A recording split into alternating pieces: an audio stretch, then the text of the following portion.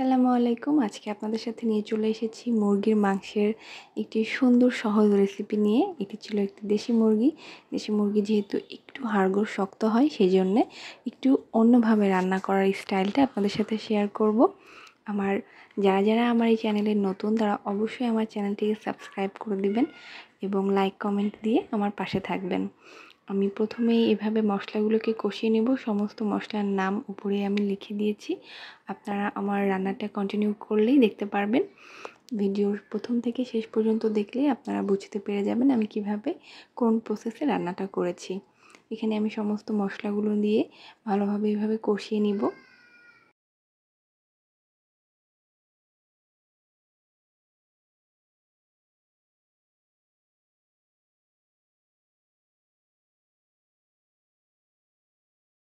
আমি দেশি মুরগিটাকে সুন্দর করে পরিষ্কার করে ধুয়ে চামড়াগুলো আলাদা করে নিয়ে এভাবে টুকরো টুকরো করে নিয়েছি। আপনারা যদি চামড়া সহ খেতে চান তাহলে আপনারা চামড়া সহ পিস করতে পারেন। আমার মুরগির চামড়াটা বেশি ভালো লাগে না খেতে, এই কারণে আমি চামড়াটা সবসময় আলাদা করে ফেলি।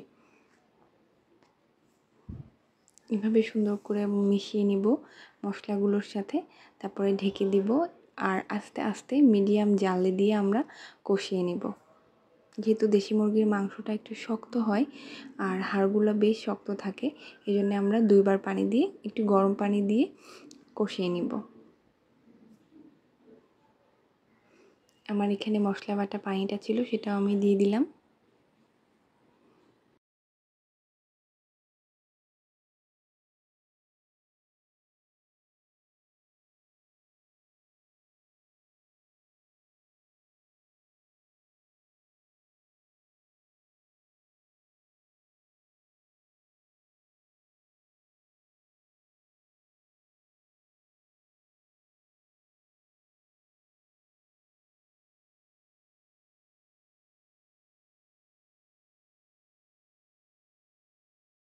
অলরেডি দুইবার আমার কষানো হয়ে গেছে। এটা সেকেন্ড টাইম আমি কষাচ্ছি। আমার মাংসগুলো এখনও সেদ্ধ হয়নি, আমি টিপে দেখেছি।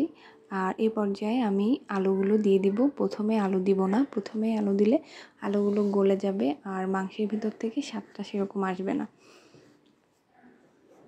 এভাবে দেখেন, আমি থার্ড টাইম আবার কষানো লাগবে আমার মাংসটা কষানো হয়নি।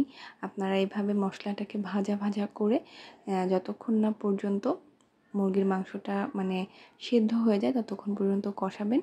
এবার আমি বেশ করে একটু ঝোলের পানি দিয়ে দিব। আমার 3 বার কষানো লেগেছে আর আমি কষানোর সময় অবশ্যই খেয়াল রেখেছি যে মাংসটার মশলাগুলো যেন পুড়ে না যায়। আর ঝোলের পানি যখন দেওয়া হয়েছে উপর দিয়ে এভাবে কাঁচামরিচ দিয়ে দিলে অনেক সুন্দর একটা কাঁচামরিচের ফ্লেভার আসে। আমার এটা খুবই পছন্দ মুরগির মাংসে। এভাবে আপনারা বাসায় রান্না করলে সবাই চেটেপুটে খেয়ে নেবে। আরও নতুন নতুন সুন্দর রেসিপি পাওয়ার জন্য আমার চ্যানেলটিকে অবশ্যই সাবস্ক্রাইব করে রাখবেন। আল্লাহ হাফেজ।